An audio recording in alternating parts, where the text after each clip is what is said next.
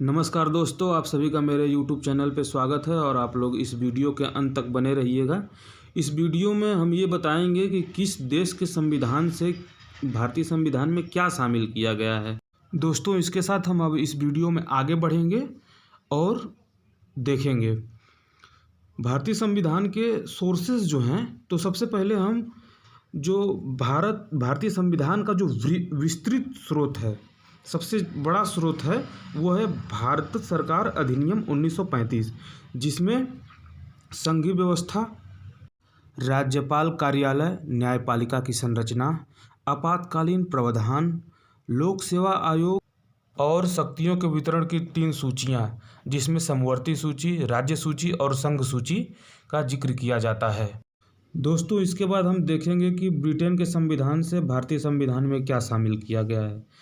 Britain के संविधान से अगर हम देखें तो संसदीय प्रणाली, मंत्रिमंडल प्रणाली, विधायी प्रक्रिया, एकल नागरिकता, परमाधिकार रीटें, द्विसदनवाद और सांसदीय विशेषाधिकार, ये 7 चीज़ें भारत के संविधान में शामिल की गई हैं from the constitution of Britain. तो दोस्तों, ये कुछ विषय थे जो ब्रिटेन के संविधान से इंडियन कॉन्स्टिट्यूशन में शामिल किए गए थे। ठीक ऐसे ही यूएसए के संविधान से, आयरलैंड के संविधान से, ऑस्ट्रेलिया के संविधान से तमाम चीज़ें इंडियन कॉन्स्टिट्यूशन को बनाने के लिए शामिल की गई। दोस्तों, अमेरिकन कॉन्स्टिट्यूशन से फंडामेंटल राइट्स यानी मौलिक अधिकार, न्यायपालिका की स्वतंत्रता, न्यायिक समीक्षा या पूर्वालोकन का सिद्धांत, उच्चतम न्यायालय और उच्च न्यायालय के न्यायाधीशों की हटाने की प्रक्रिया, राष्ट्रपति पर महाभियोग, उपराष्ट्रपति का पद, ये अमेरिका के संविधान से लिया गया है।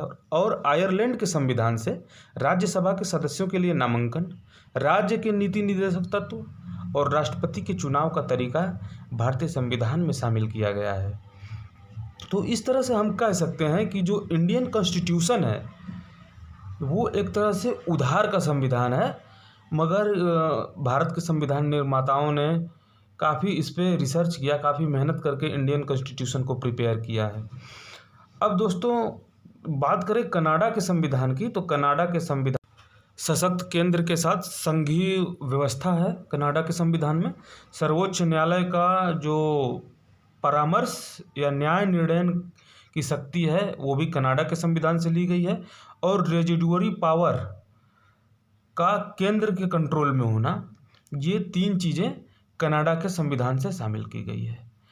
अब बात करेंगे फ्रेंच कॉन्स्टिट्यूशन की, French constitution and Australian constitution की।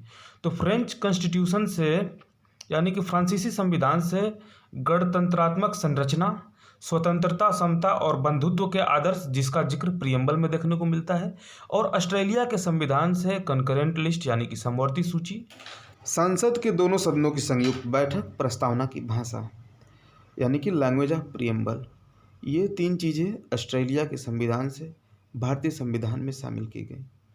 इसके बाद हम देखेंगे दक्षिण अफ्रीका के संविधान से और जर्मनी के संविधान से भारत के संविधान में क्या शामिल किया गया। आपातकाल के दौरान मौलिक अधिकारों का निलंबन, ये जर्मनी के संविधान से लिया गया है।